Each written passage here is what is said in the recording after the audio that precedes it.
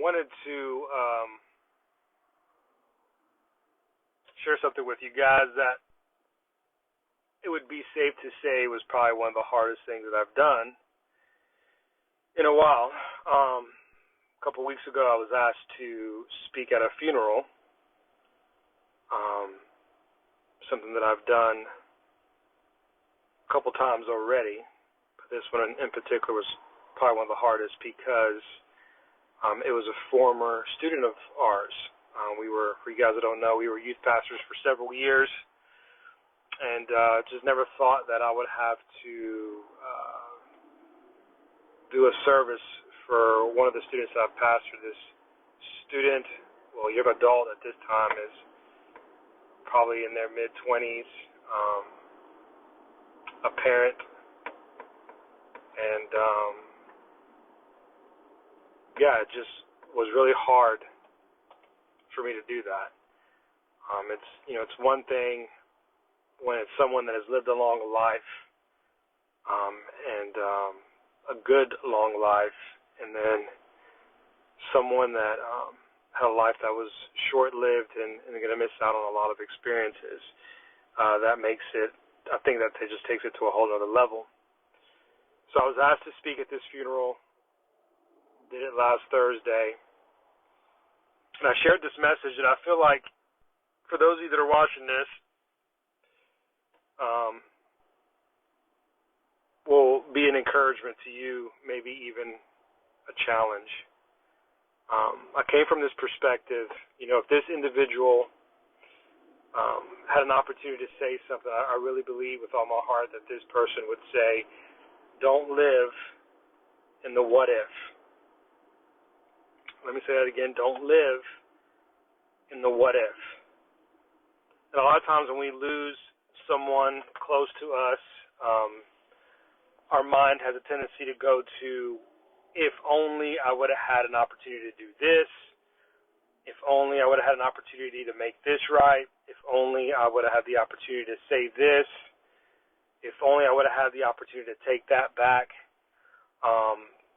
Sometimes our mind goes to the negative, and obviously it does go to positive, but a lot of times we find ourselves, just thinking, what if I could have just done this or that, or said that, or reacted this way, or taken this back, if only I could have shown more love. I could go on, and I'm sure you get the point. And when we live in that what if, right, especially when we lose someone close to us, and even just in life in general, if we live in that what if, we will not find ourselves going forward. We will not find ourselves moving forward. We'll find ourselves in a place of regret, remorse, and we will be stagnant. We will not move forward at all. We can't live in the past. There's nothing that we could do about the what if, right? So if this individual could, I feel like this individual will say to live in the what is. Like is present, is now. What really matters now? What can you do now? What can you prioritize now? What really is important? What really matters? Living in the is, right? So living in the what if is living in the past. Living in the what is living in the present, living in the now, okay? I'm sure you're getting this, okay? So we can't live in the what if, we got to live in the what is. So I used the story of Lazarus and Jesus and how Jesus raises Lazarus from the dead.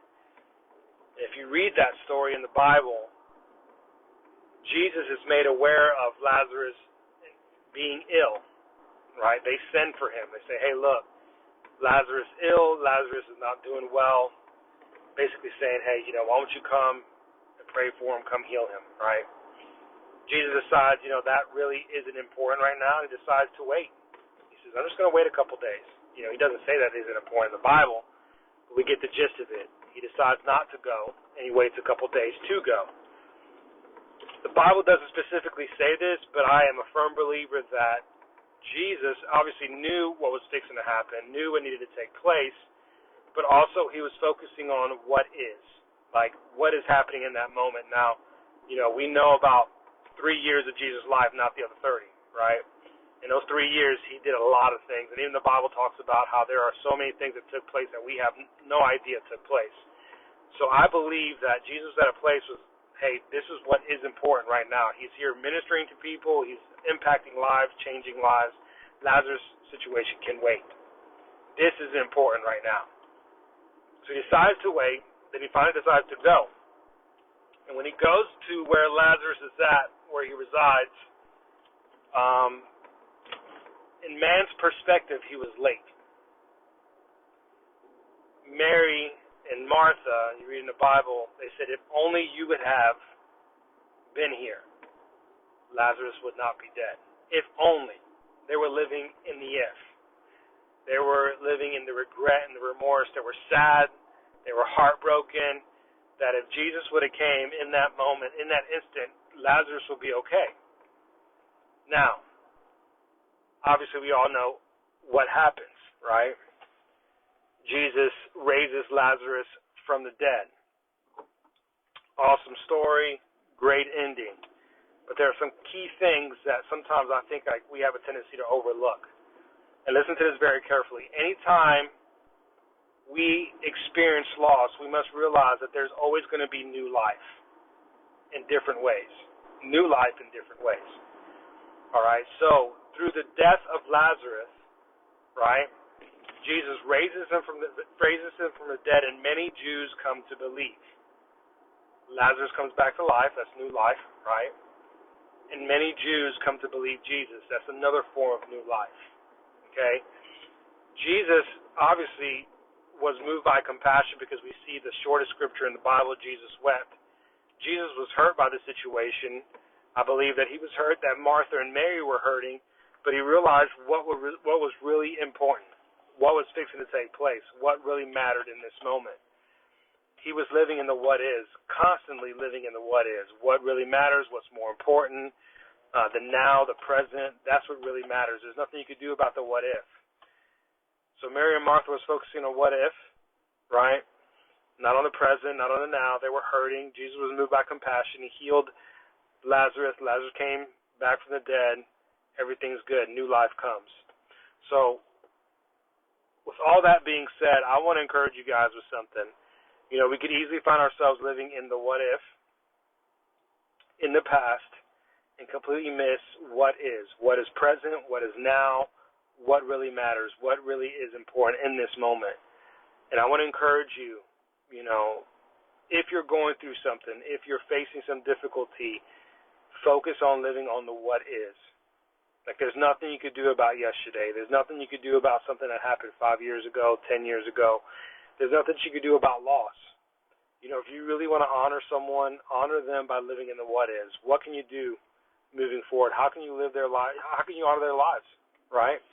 And if you're experiencing loss, whatever that loss may be, all right, maybe it's financial loss, maybe it could be a relationship, maybe you did lose someone. I want to encourage you to focus on what is possible, what is now, what really matters, what is important, because new life is going to come. New life is coming. And know that he is moved by compassion by your hurt. He realizes what you're facing, what you're going through. He knows, he cares. You know, we're walking through this. You're walking through this. We're all experiencing some difficulty. It would be safe to say the majority of people are having some difficult times, in whatever area it may be. But the key thing is we got to focus on what can we do now, what really matters now, what's important. So I hope this encourages you. I hope this challenges you. It was difficult for me to even speak at this funeral because I just never thought that I would have to bury a former student of ours that was in our youth ministry for several years. And but I know this, that new life came out of it, hope, the opportunity to encourage people was there, and in some ways you felt this peace, you know, that people realized, hey, this is not the end, this should be the beginning, and I encourage you with that. So let me know if that spoke to you. Let me know if that encouraged you, and know we're here for you. We believe in you guys, and always rooting for you. So be blessed. Have a great rest of your week.